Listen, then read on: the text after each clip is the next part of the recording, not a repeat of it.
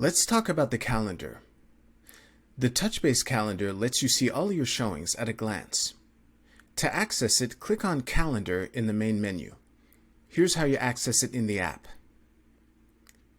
By default, you see the monthly view, and every day where you have a showing will have a divot in the lower right-hand corner. Under the monthly view, you can see the time and address of the showing and the status. Please note that canceled appointments will not appear in your calendar. You also have an option of having a daily view and a list view. The daily view will have a schedule like this, and the list view will give you a list of all your upcoming showings. Let's go back to the monthly view.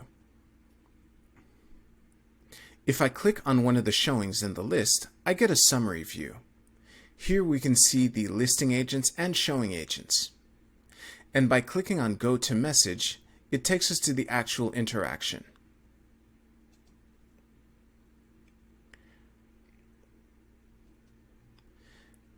For an example, tomorrow I have an unconfirmed showing request for one of my listings.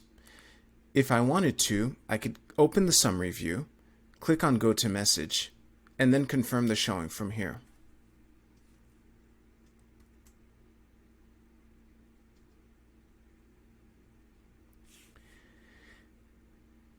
And now, if we go back to tomorrow, we can see the showing is confirmed. If you're in a Touchbase team, you can configure the calendar to show your teammates' showings as well. You do that by clicking on the funnel in the lower right-hand corner.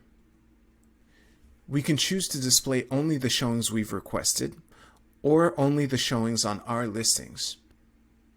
And just below is where we can choose to see our teammates' showings. Then hit Save at the bottom. Now there's an extra showing for tomorrow. You'll note that the icons are slightly different. If there's only one person portrayed in this icon, it's one of my showings. If there are 3 people in this icon, it's one of my teammates' showings.